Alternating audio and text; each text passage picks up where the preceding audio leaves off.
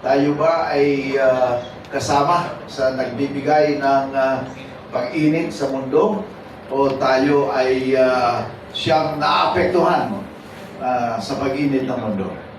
Maraming salamat po sa tanong ninyo, Senator Joey.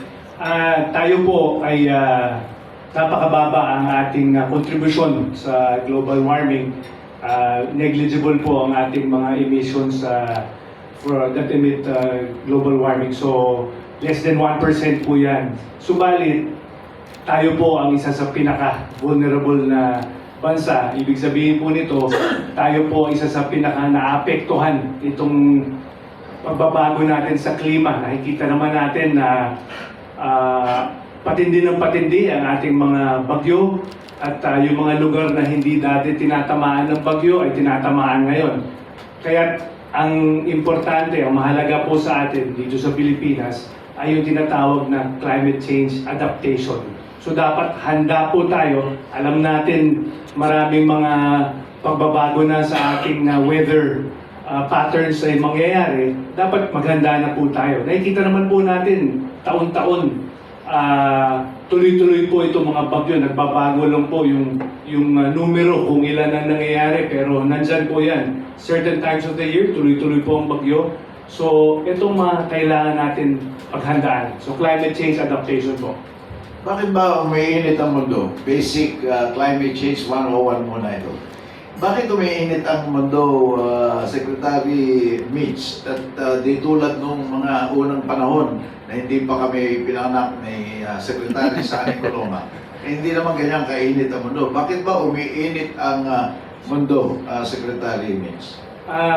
Thank you po sa inyong tanong. Actually, nagsimula to tumindi early last century yung industrialization po natin sa mundo. So, nung naging industrialized na po ang mundo at ang iba-ibang bansa, nagkaroon po ng greenhouse gases na tinatawag po natin. So, that's what causes global warming, itong greenhouse gases. So, siyempre, dumami na rin ang tao, nagkaroon ng maraming basura. So, methane na ini-emit po ng ating mga waste is one greenhouse gas. Siyempre, yung mga sasakyan po natin at yung mga fossil fuels na ginagamit po natin, not only for the vehicles, pati yung mga power plants po natin, which is why nagsishift na ang buong mundo sa renewable energy para mabawasan rin po itong mga greenhouse gases na to. Hindi kalayuan sa ating kinalalagyan ngayon, Secretary, no? Merong naumpisahan na doon, pinagpatuloy at pinatigil ang mga reclamation projects sa Manila Bay. Pwede po bang bigyan nyo kami ng updating dito at anong ginagawa o nagawa na ng DENR para ma-address itong concern na ito? Salamat po, Sec. Sani. Actually, reclamation po, alam naman po natin, merong ahensya po ang pamahalaan, yung Philippine Reclamation Authority, na naangasiwa dito.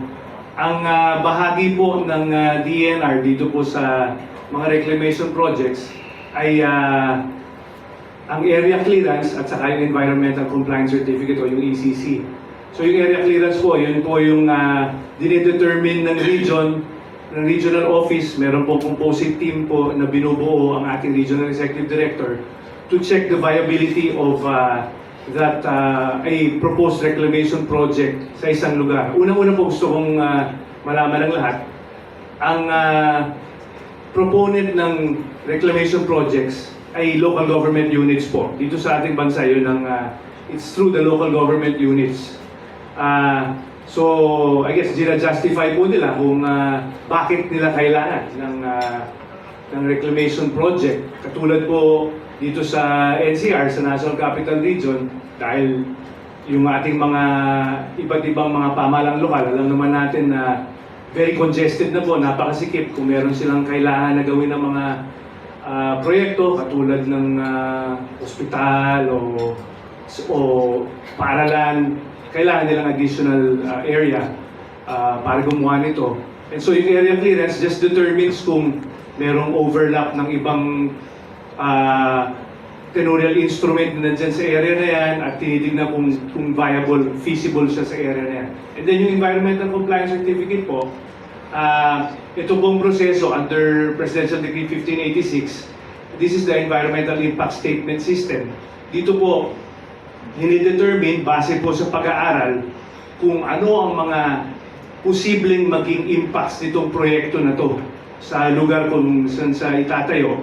At base po sa mga identify na mga possible impacts, meron po tayong mga tinatawag na mitigating measures na kailangan gawin ng proponent para po maibsan itong mga impacts na na-identify po. So yun po. And then, that's a continuing process of course dahil ang pagka-issue ng ECC, hindi po nagtatapos doon. Meron pong mga kondisyon sa loob ng ECC na kailangan na tuloy-tuloy ang pagtupad, ang pagsunod ng mga proponent dito throughout the life of the project.